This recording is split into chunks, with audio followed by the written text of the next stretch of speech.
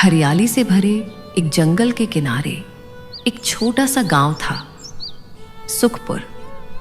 इस गांव में एक धोबी रहता था जिसका नाम था रामलाल। रामलाल के पास एक गधा था जिसका नाम था गब्बर। गब्बर देखने में साधारण था, लेकिन दिमाग से बहुत तेज था। रामलाल गब्बर से बहुत प्यार करता था। उसे अच्छा चारा खिलाता, साफ पानी पिलाता और कभी मारता नहीं था।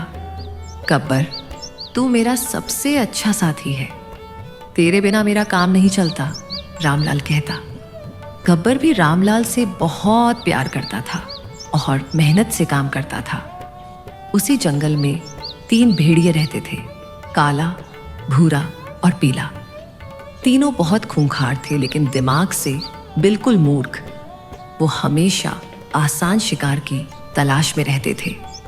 एक दिन तीनों भेड़ियों ने गब्बर को अकेला चढ़ते देखा। अरे देखो, वो मोटा गधा अकेला है, आज तो दावत होगी, काले भेड़िए ने कहा। हाँ भाई, चलो पकड़ते हैं, भूरा बोला। तीनों गब्बर की तरफ दौड़े। गब्बर ने उन्हें देख लिया। वो डरा नहीं, बल्कि सोचने लगा। अरे भेड़िए भाइयों, रुको रुको, गब्बर चिल्लाया। भेड़िए रुक गए। क्या बात है, भागने की कोशिश मत करना, गब्बर ने गंभीर आवाज में कहा। भाइयों, मुझे खाने से पहले एक बात सुन लो। मैं एक जादुई गधा हूं। जादुई गधा? तीनों हंसने लगे। हाँ, मेरे शरीर में जहर है, जो भी मुझे खाएगा वो 3 दिन में मर जाएगा। भेड़िए डर गए। सच में? बिल्कुल सच। पिछले साल एक शेर ने मुझे खाया था, 3 दिन बाद वो मर गया। मूर्ख भेड़िए यह बात मान गए। वो आपस में फुसफुसाने लगे। भाई क्या करें, इसे खाएं या छोड़ दें? अरे छोड़ दो, शेर मर गया तो हम भी मर जाएंगे। तीनों भेड़िए वापस चले गए। गब्बर ने राहत की सांस ली, लेकिन अगले दिन भेड़िए फिर आए। इस बार उन्होंने एक बूढ़ी लोमड़ी से सलाह ली थी। गधे, तू झूठा है, जादुई गधा कोई नहीं होता, आज तू बच नहीं पाएगा, काला भेड़िया गरजा। गब्बर ने फिर दिमाग लगाया। अच्छा ठीक है भाइयों, मुझे खा लो, लेकिन एक बात सुनो, मेरे पैर में कांटा चुभा है, पहले उसे निकाल दो, नहीं तो वो तुम्हारे गले में फंस जाएगा। कांटा कहाँ है? पीला भेड़िया बोला। यहाँ, पीछे के पैर में, जरा पास आकर देखो। जैसे ही पीला भेड़िया गब्बर के पीछे के पैर के पास गया, गब्बर ने जोर से लात मारी। पीला भेड़िया 10 फुट दूर जाकर गिरा। उसके 2 दांत टूट गए। आई आई मेरे दांत, पीला भेड़िया रोने लगा। गब्बर तुरंत भाग खड़ा हुआ। बाकी 2 भेड़िए पीले की मदद करने लगे। गब्बर सुरक्षित निकल गया।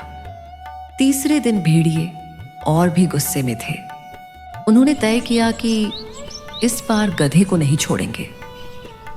उन्होंने गब्बर को एक तालाब के पास घेर लिया। इस बार भागने का कोई रास्ता नहीं था। अब क्या करेगा चालाक गधे, इस बार तू फंस गया, काला भेड़िया बोला। गब्बर ने तालाब की तरफ देखा और एक आइडिया आया। भाइयों, मैं मान गया, मुझे खा लो, लेकिन एक आखिरी इच्छा पूरी कर दो, मुझे पानी में नहाकर साफ हो जाने दो। गंदा गधा खाओगे तो पेट खराब हो जाएगा। मूर्ख भेड़ियों ने सोचा, हाँ, साफ मांस खाना अच्छा रहेगा। ठीक है, जल्दी नहा, भूरा बोला। गब्बर पानी में उतरा। वो तैरना जानता था, लेकिन भेड़ियों को पता नहीं था। गब्बर धीरे धीरे गहरे पानी में चला गया और तैरकर तालाब के दूसरी तरफ निकल गया। रे, ये तो भाग गया, पकड़ो पकड़ो, भेड़िए चिल्लाए। तीनों पानी में कूदे, लेकिन उन्हें तैरना नहीं आता था। वो डूबने लगे। बचाओ बचाओ, तीनों चिल्लाने लगे। तभी गांव के कुछ लोग आ गए। उन्होंने भेड़ियों को डंडों से मार मार कर भगा दिया। तीनों भेड़िए जान बचाकर भागे और फिर कभी उस इलाके में नहीं आए। गब्बर अपने मालिक रामलाल के पास लौट आया। गब्बर, तू कहाँ था? मैं कितना चिंतित था। रामलाल ने गले लगाया। गांव वालों ने सारी कहानी बताई कि कैसे गब्बर ने अपनी चतुराई से 3 खूंखार भेड़ियों को मात दी। वाह गब्बर, तू तो बहुत समझदार है। रामलाल ने उसे प्यार से थपथपाया। उस दिन के बाद पूरे गांव में गब्बर की चतुराई के किस्से मशहूर हो गए। लोग कहते, देखो उस गधे को, दिखने में साधारण है लेकिन दिमाग से शेर है।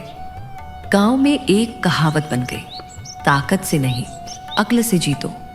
चतुर गधा भी मूर्ख भेड़ियों को हरा सकता है।